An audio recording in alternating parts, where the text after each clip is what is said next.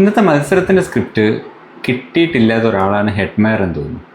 കാരണം ആ സ്ക്രിപ്റ്റ് പെർഫെക്റ്റായി പോകുന്ന സമയത്താണ് ഹെഡ്മയറിൻ്റെ ക്യാച്ച് അറ്റ് ദി ബൗണ്ടറി.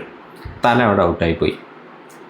എന്താ പറയേണ്ടത് മനസ്സിലായില്ല. ലോജിക്കൽ ഗ്യാപ്പ് ഒരുപാട് ഫീൽ ചെയ്തൊരു മത്സരമായിരുന്നു. കാരണം ജൊഫ്ര ആർച്ചറിന് ഒരു ഓവർ ബാക്കി നിൽക്കെ തുഷാർ ദേശ്പാണ്ഡെക്ക് 19ാമത്തെ ഓവർ കൊടുക്കാനുള്ള തീരുമാനം മോശം ക്യാപ്റ്റൻസി ആണോ അതോ മറ്റെന്തെങ്കിലും ആണോ എന്ന് എനിക്കറിയില്ല. എന്തോ കാണുന്നവർക്ക് ഒരു സംശയം ജനിപ്പിക്കുന്ന രീതിയിലുള്ള ഒരു ക്വസ്റ്റ്യനബിൾ ഡിസിഷൻസ് ആയിരുന്നു ആ ഫിനിഷിങ്, ആ എൻഡിങ് ഭാഗമായപ്പോഴേക്കും രാജസ്ഥാൻ്റെ സൈഡിൽ നിന്ന് ഉണ്ടായിട്ടുള്ളത്.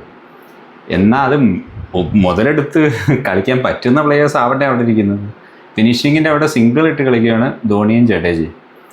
ഈ 12 റിക്വയർഡ് റേറ്റുള്ള സമയത്ത് ഈ 5, 6, 7 റൺസും മതിയാവില്ലല്ലോ ഫിനിഷ് ചെയ്യാൻ വേണ്ടിയിട്ട്.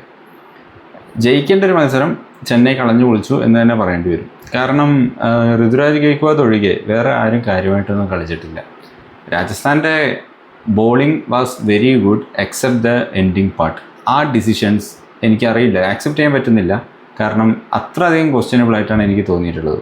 കാരണം ജൊഫ്ര ആർച്ചറിന് അത്രയും നല്ല രീതിയിൽ ബോൾ ചെയ്തിട്ടുണ്ടെന്ന് അത് മനസ്സിലാക്കണം. നോർമലി അടികൊണ്ടിരിക്കുകയാണെങ്കിൽ കുഴപ്പമില്ല, നല്ല രീതിയിൽ ബോൾ ചെയ്ത് നിൽക്കുന്ന ഒരാൾക്ക് ധോണി സ്ട്രൈക്കിൽ വന്നുകൊണ്ടാണോ എന്നറിഞ്ഞൂടാ തുഷാർ ദേശ്പാണ്ഡെക്ക് ഓവർ കൊടുക്കുന്നു, സ്ലോട്ട് ബോൾസ് എറിയുന്നു, ലൈക്ക് അറിഞ്ഞൂടാ.